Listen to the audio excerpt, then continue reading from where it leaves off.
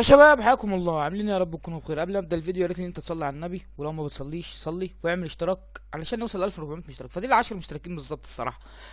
ربنا يسعد قلوبكم جميعا. ده فيديو بعد 10 ايام، لان انا كنت هنزل قصه لمتابع عندي هنا في القناه، للاسف ان القصه خدت مني وقت كبير جدا وجالي حظر، يعني انا مش هنزلها بصراحه. هي قصه بلس 18 او زائد 18، يعني قصه كبيره شويه للناس الكبيره.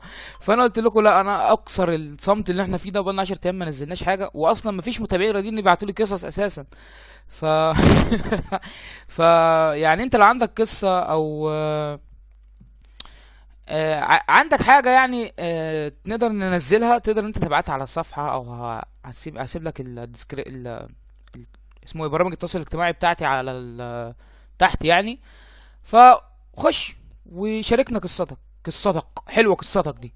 المهم، انا والعياذ بالله من كلمه انا هحكي لكم حاجه حلوه هتضحككم النهارده. احنا خلينا نتكلم في ضحك، مش مش رعب بقى حاجه. هحكي لكم حاجه عن القطط بصراحه، ويعني انا مع القطط كتير. حاجه صلي على النبي يا اسطى انت وهو. دلوقتي انا زمان من كام سنه كان عندي قط ابيضاني اسمه مشمش. عسل كده، وكان ابيض كده وتحسه يعني بلدي في نفسه. هو عينه زرقاء وعين صفرا، كان في عين زرقاء وعين صفرا. القط ده انا كنت بحبه جدا جدا. لقيناه في الشارع وخدناه، وقلنا ان احنا ايه نعمله، ان احنا نعطيه حياة كريمة، ونخليه مؤدب ومحترم وابن ناس، ويعني نعونه. وبصراحة احنا كنا محتاجين القط ده. المهم جالنا القط في لحظة انهيار، اصلا ان احنا كنا محتاجين قط و... وجبناه يعني، وبدأ اللي هو ايه نربيه وكده. القط ده عايز اقول لكم كان مجنون. كان يعني بيتشقلب كده ويعمل شقلباظات في البيت، ويفتكر ان البيت ملاهي، ويقعد يبص كده لوحده. فكان حلو، كان عامل جو فاهم في البيت. وكان مثلا بيخش الحمام لوحده، يعمل حمام لوحده، كان نضيف جدا. فانا خدته طعمته وحميته وظبطت له الكلام، وقعدته معايا في البيت، وكان بينام معايا على السرير، وكان جميل جدا. وكانت والدتي الله يرحمها كانت بتحبه قوي قوي قوي قوي.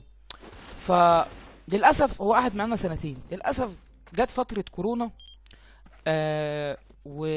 والحجر والحوار دوت، ما عرفناش نعتني بيه قوي. وللاسف يعني والدتي زي ما تقول كده هربته او سربته او اديته لحد. فجينا بعد فترة، هي ما هربتوش يعني رميته في الشارع، لا، هي اديته لحد، يعني عرضته زي تبني او لحد الفتره بتاعت الحجر دي، لان احنا كلنا كنا تعبانين ومش قادرين ان احنا نعونه. هو كان شقي جدا، يعني كان بيجي يصحيك يقول لك اصحى وروح هات لي الاكل. كان بلطجي، كان هو ممكن اساسا ينزل معاك يشتري طلبات اساسا في البيت، فاهم؟ يجيب لك تونه، واخد بالك، يجيب لك خضار، يجيب لك طلبات البيت، يجي لو انت بتتخانق يجي معاك، فاهم؟ يسد. فكان قط حلو، وكان ما شاء الله عليه. انا حبه وامي حباه وكلنا حابينه. فالمهم اللي هي يعني اديته للناس دي، والناس للاسف اهملوه ومشي. يعني مش من عندهم للاسف، يعني ما لقيناهوش. لما رجعنا نعاود نجيبه، ايه نعاود دي، لما رجعنا نجيبه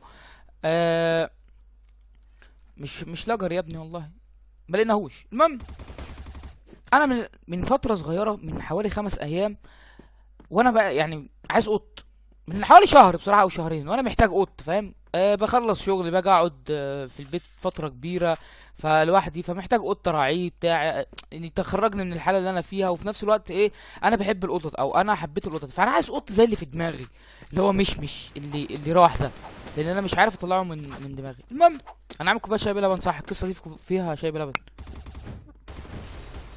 المهم من 5 ايام او من 4 ايام نزلت علشان اجيب طلبات للبيت، وعلى الساعة حوالي 7 أو 8 المغرب. بعد المغرب على طول أنا صليت المغرب ونزلت.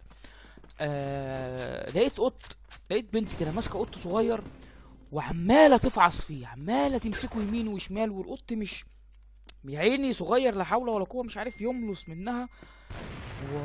وحاسه متعذب، حاسه كده، فاهم اللي هو يا ست سيبيني، ابعدي عني بقى، ابعدي عني بقى. رحت رايح مكلم البنت بكل ادب، وخدت القط، وايه يعني بعدته عنها، ورحت جبت طلبات البيت وطلعت. ركز معايا، كانت الساعه 7، يعني كان لسه كده في المغربيه. فبالليل برضو نزلت اجيب طلبات ليا، برضو بالليل على الساعه 11 كده او 12 بالليل، فلقيت البت نفسها قاعده والقط جنبها. فقلت طب ما انا كده كده محتاج قط، طب ما انا اخد القط ده. القط مش كبير ومش صغير قوي يعني، هو هوريكم صورته ان شاء الله، هحط صورته، يا هحطها في الاول يا هحطها في الاخر او في النص مش عارف. فقلت ان انا اخده وابدا ايه اعتني بيه وكده. فجيت عشان اخد وقت لقيته جري جري مني في الشارع. وانا رحت جريت وراه، ولقيته راح دخل محل سوبر ماركت وجنبه محل بتاع صابون، يعني مكتبه كده زي سوبر ماركت وجنبيه بتاع صابون. فجري هو علشان صغير وانا حجمي كبير بجري ورا قط، فاهم يعني، فاهم شايف الحجم، عايزك تتخيل ان الحجم كبير.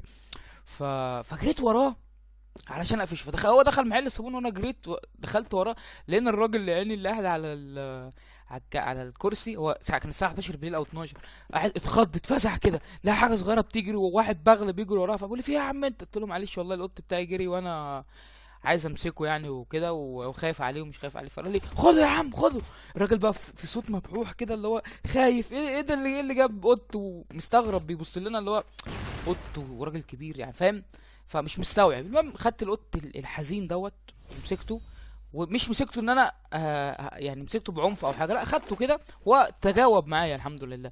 وقمت مطلعه البيت، عملت له اكل يعني، خليته ياخد دش كده شويه، وانا نضفته وعملت له اكل وخليته يقعد ياكل، والدنيا لذيذه.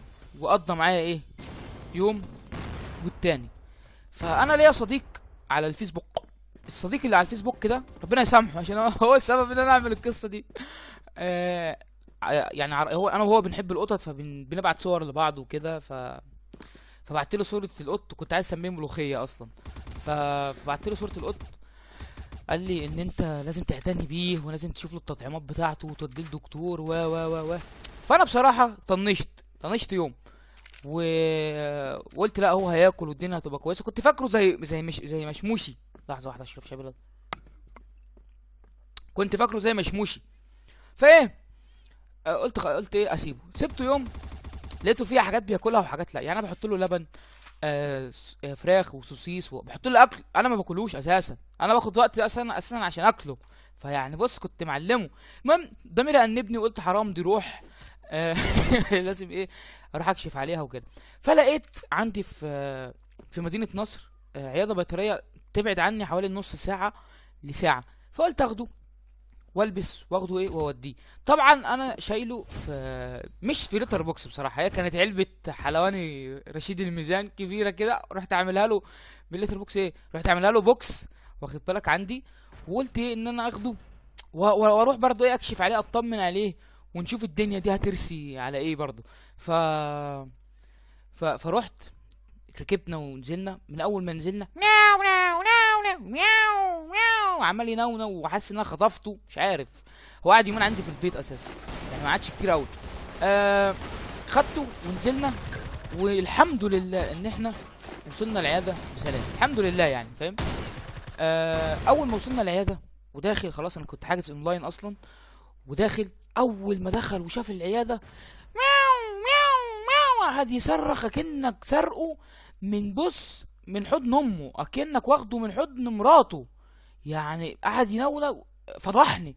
وطبعا انا داخل العياده، على يميني قطط شيرازي اموره وعسل، وعلى يميني كلاب لولواه دي ولا لولوه، وقطط سكوتشي، حاجات كده بنت ناس. وانت جاي اصلا بعربجي، انت جاي ببلطجي واخد بالك؟ فانا عايزك تتخيل المشهد ان انا داخل بيه البلطجي ده، وهو شغال يزعق كده وفضح العياده وفضحني. يعني في ست كانت جنبي بتكلمني، انا افتكر ان هي كانت بتقول لي هو حضرتك اول مره تربي قطط؟ فانا تجاهلتها بصراحه، لان ست نظيفه وست كويسه. لو جيت اتكلمت جنبها كده هلاقي البلطجي اللي معايا ده هيخش في القطه بتاعتها وشغلانه. قلت لها انا جاي اربي قطط، وبصراحه ايه قصدي قلت لها انا اول مره اربي قطط، وبصراحه ايه انا جاي ايه عشان اكشف له كده. المهم جه دورنا ودخلت انا والشمام ده، راح الدكتور شافه ولبس الجلافز بتاعته لبس الجلافز بتاعته وبدأ ان هو يكشف عليه.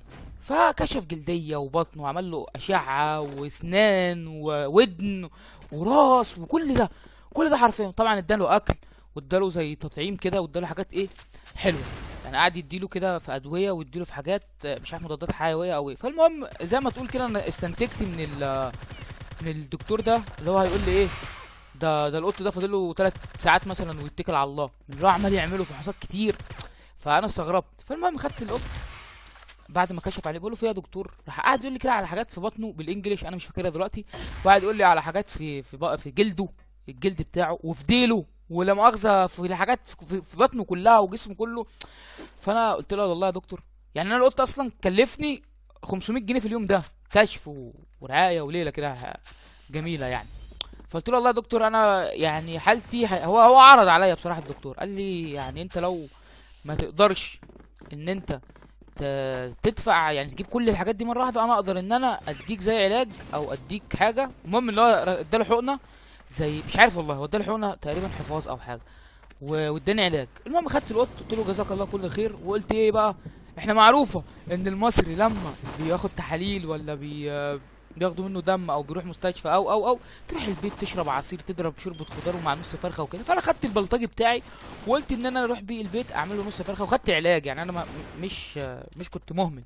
خدت علاج اللي الدكتور قاله لي يمشي عليه لمده اسبوع، وكنت بعد الاسبوع ده خلاص مقرر ان انا اعتني بيه، وان شاء الله هجيب له العلاج، وان شاء الله ايه هتبدينا زي الفله وهيبقى حبيب قلبي.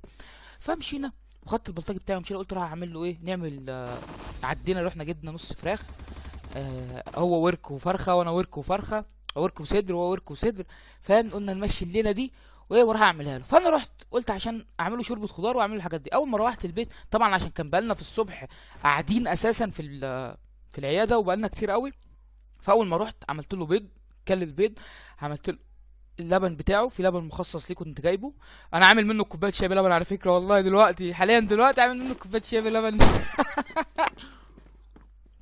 فعملت له لبن وبيض وحطيت له ميه وسبته و... وانا عملت لي ايه، سبته ياكل فاكل الحمد لله والدنيا زي الفل. وانا قلت اعمل لي كوبايه شاي بلبن و... واحطها ايه في الغرفه بتاعتي. فانا حطيتها في الغرفه اللي هي فيها التكييف، فبردت كوبايه الشاي بلبن، بردت. فالمفجوع ده اكل اكله وراح للشاي بلبن، معرفش دماغه جت ازاي ان هو يشرب شاي بلبن، وساعتها ما كنتش عامل باللبن بتاعه باللبن عادي. فخدها خد دخل الاوضه وشربها. انا نسيت اوضه المكيف شغاله، الباب بتاعها فتحها ازاي مش عارف، ودخل فدخل وشرب اللبن والشاي بلبن، راح فيهم خالص. فدخلت لقيت ايه، قلت اتشغلت كنت بعمل شوربه خضار وبعمل اكل، فعملت له الاكل بتاعه وفصصته كده وبردته، ويعني مش فصصته اللي هو هي كامله محطوطه، بس انا سيبها تبرد علشان افصصها، بس في حته صغيره ما افصصها فيها. المهم سبتها، وفي حد من اهلي نادى عليا ان انا افتح الباب واطلع له فوق في الدور اللي فوق. فانا ايه سبت الاكل وسبت القط وقلت ان انا اطلع، ورديت ايه الباب بتاع الشقه يعني ايه موارب كده، وقلت ان انا اطلع اشوف قريبي ده عايز ايه. طلعت وللاسف اتاخرت بتاع حوالي تلت ساعه قاعد فوق مع قريبي دوت. فنزلت ببص بخش جوه، يا ملوخيه بيس بيس بيس بيس، يا ملوخيه بيس بيس بيس بيس، ما لاقيش. طب راح فين ده، جنني. فدخلت بشوفه في الحته اللي هو بيقعد ينام فيها، ما لقيتهوش. بدات ان انا دخلت بقى عشان اشوف الاكل، دورت في الشقه كلها ما لقيتهوش. دخلت اشوف الاكل لقيت الباشا سارق النص فرخه بتاعتي و جري من البيت. شفت بقى ان الخطوات بتاعته، نزل وفتح باب الشقه ومشي وجري وهرب من العماره كلها. يعني اصلا القط ده كان واخد اجازه من الشارع يومين عندنا في البيت. فاهم جت ازاي، خد نص فرخه وهرب. قعدت من 3 ل 4 ساعات والله ادور عليه في كل حته، واروح هنا واجي هنا وما لقيتوش. في الاخر طلع بلطجي ونصاب، طلع يعني ايه حرامي وسرقني.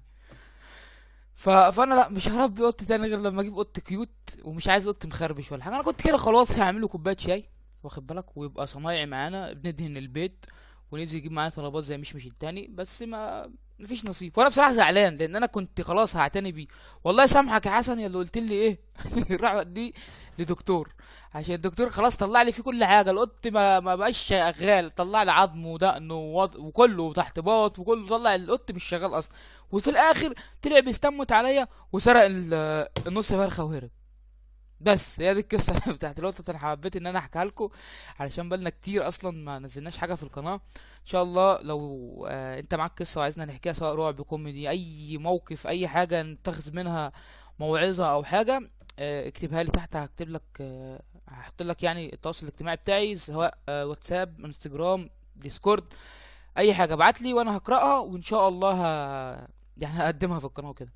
اشوفكم فيديو جديد يا شباب، سلام عليكم.